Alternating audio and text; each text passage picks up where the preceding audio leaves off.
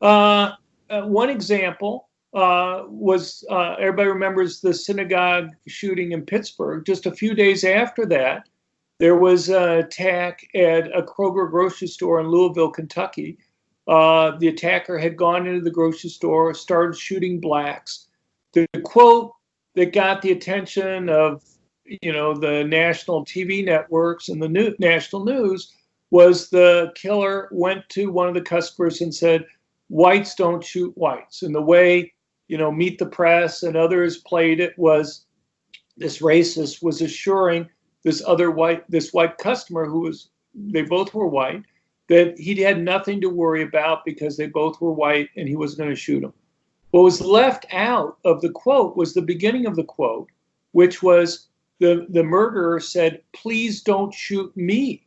Whites don't shoot whites." The customer had a permanently concealed handgun, and he was pointing the gun at the murderer. And rather than the murderer assuring the customer that the murderer wasn't going to also shoot the customer, the murderer was begging the customer not to shoot the murderer. That's a slightly different version than you get from Chuck Todd.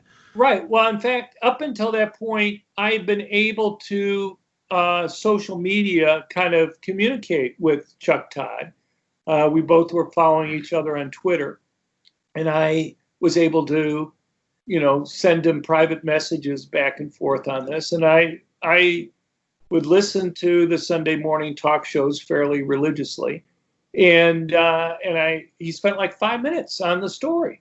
And I wrote Chuck and I said, "Look, I think you've missed the first part of this person's quote here.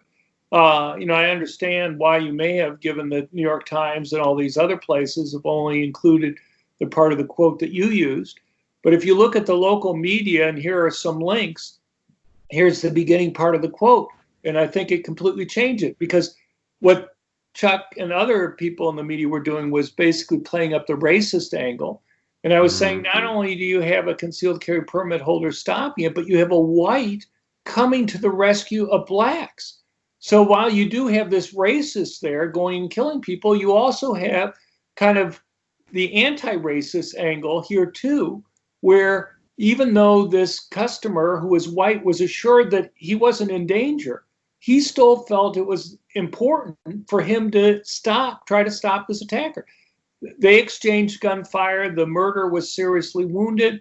He got in his car, drove about a mile down the road before he passed out, and the police were able to apprehend him at that point. But I sent the information to Chuck. He unfollowed me on Twitter, and he never corrected the story. Oh, yes, the dogged pursuit of the truth from the Ginger Avenger that we've come to expect over there at NBC News.